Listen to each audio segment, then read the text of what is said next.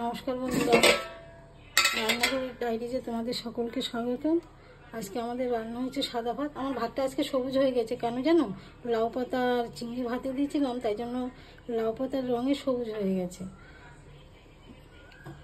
লাউ পাতা চিংড়ি ভাতে দিয়েছি, আমডাল করেছি আর কুমড়ো চপ করেছি।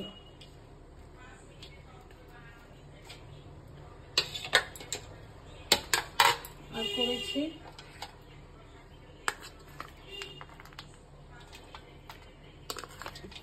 মৌটি মাছ ধনেপাতা দিয়ে ভাজা। এই হচ্ছে চিংড়ি আর লাউ পাতা ভাতে।